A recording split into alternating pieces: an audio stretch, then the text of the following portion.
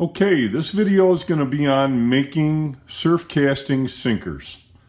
If you're serious about surf casting, you need to make your own sinkers, because if you don't, you'll go broke. I remember one trip on the beach, the sharks moved in on me, and in an hour's time, I got sharked off 10 times. Now that doesn't happen all the time, but sometimes it does. And if you go to any type of a store where they sell sinkers, a 5-ounce sinker can cost as much as $5.95. If you don't believe me, go to Bass Pro Shop and see how much they want for one. So anyways, when you make your own sinkers, and especially if you can get your lead for free, you know, you'll pay pennies for a sinker. My recommendation for getting lead is going to wheel and tire shops and ask them if you can take a bucket of their lead weights that they pull off of rims. You know, the other place you can get lead weights is possibly a scuba shop where they have old weights. But either way, if you put your mind to it, you'll get it cheap enough. You know, once you get that lead, you want to melt it down. You're going to need a melting pot, and I like this Lee Magnum Melter. It's a deep pot, and it holds 20 pounds of lead. And do not get the kind with a little lever so you can dispense the lead down below. It's just going to plug up on you and frustrate you. So make sure you get this one here. It's a good pot, and I think they're maybe $60 on Amazon, but it's called a Lee Magnum Melter.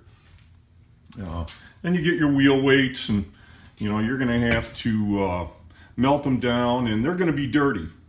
You know, make sure they're not wet. If you've never melted lead before, you do not want water on the lead, because it can create an explosion that will cover your face with lead. So make sure the lead's dry. If it's dirty, no big deal. Melt it down. Take a tablespoon and start skimming off the lead. And once it's all melted, what I like to do is get a metal cupcake pan and make these ingots.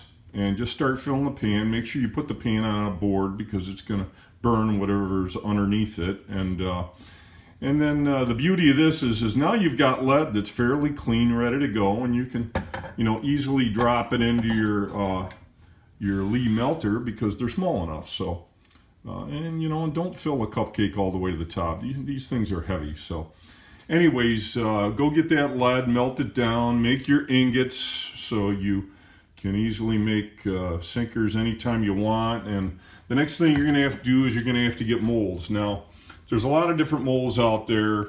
You know, some of them are the most prevalent sinker or mold you'll see out there is a straight pyramid. And imagine this sinker with no round spot on the middle, just a complete pyramid all the way down. And I don't like those. The reason is I think this sinker flies through the air better. So you might get a couple more yards on your cast, might get you past that bar. So now these molds that I use are made by Hilts, Hilts. And you know, Do It makes a whole line of molds too. I just happen to like Hilts. And you know, if you like what Do It has, you know, they have these are considered storm sinkers. And I like using the 5-ounce. And in order to melt the 5-ounce, what I have to do is get this mold that has 4 different sinkers. There's a 2, a 3, a 4, and a 5-ounce. Depending on the type of surf rod you got, you know, if you've got a real nimble pull, the 4-ounce might do it for you. But for me, if I get too much chop on the water, I need to use a 5, otherwise I lose bottom. And so you got to get your molds. I have 2 different molds I use a lot if it gets really stormy out there. I've got another Hilts mold that also has a 6 and an 8-ounce. I've melted a few 8 ounces up, but that's just too much sinker to throw. But the 6-ounce works good in stormy weather. So anyways, the other thing you're going to need to do is you're going to need to buy these brass wire eyes, and for these larger sinkers you're going to need a Do It number 2. So and they're inexpensive. You could get these anywhere. Just Google it, or maybe Jan's Netcraft, I'm not sure. But and what happens is, as you're making your sinkers, you know, you're going to drop it in this eyelet hole right there. And the key to remember when you're making your sinkers, you know, get yourself a big ladle.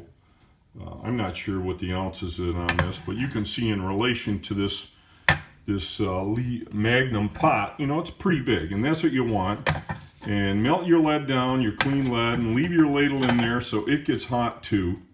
And when you're ready to pour, those first couple times you go into a big sinker like this, you know, you're going to get voids, and that's okay, because you just got to heat up your mold a little bit by pouring a few, and they'll be duds. I wouldn't even put eyelets in them, and then just throw them back in the pot to melt. And another little trick I like to use too is to prevent sticking. Is I'll take a candle and I'll get it burning, and then I'll hold the mold upside down over the candle so soot starts to form. And all that soot acts like is almost like powder. It's gonna let your lead release easier. So, you know, soot up those molds before you use them. And the other thing I want to talk about too is you're gonna need a pair of pliers like this. And these are, I think, channel lock. They're called a diagonal cutter. And the reason you're going to need these is once you make your mold and you pour your lead, you're only going to have to wait probably 2 seconds or so before you open up your mold. And you'll have a big hunk of plastic here sticking out. And that's what you want to grab with these diagonal cutters. And make sure don't hit the mold at all. You know, these molds are made of a light alloy. And too many times I see people using screwdriver to try to gouge out the sinkers, and you'll just ruin your mold in a matter of months. So what you want to do is you want to grab that extra piece of lead with your diagonal cutters, and then pull on it, and it'll come out of there, especially if you sooted it up. So that's a nice little trick there. Don't ever bastardize your molds by trying to use screwdrivers or anything like that. And you know, heck, if you include the cost of these eyelets, and if you get the lead for free, yeah, you're paying some money for these, but you know, if you're an active fisherman, you know, you're going to go through at least, you know, 40, 50 sinkers in a couple months' time, because you're going to get sharked off. So, and these ladles are also available online. Most of the places that sell the lead pots will probably have them. But and like I say, when you're cleaning your lead, I wouldn't use this. I would just use a regular metallic tablespoon and just skim it off and tap it on a piece of wood. You know, make sure you've got eye protection, and also make sure you've got good leather gloves on, and don't do it barefoot. You know, make sure you got pants on, because once in a while you're going to get a little splatter. So, but anyways, once you've got all that equipment, you're going to be making sinkers for pennies on the dollar, and you will save all sorts of money out there on the beach. That's it for this video.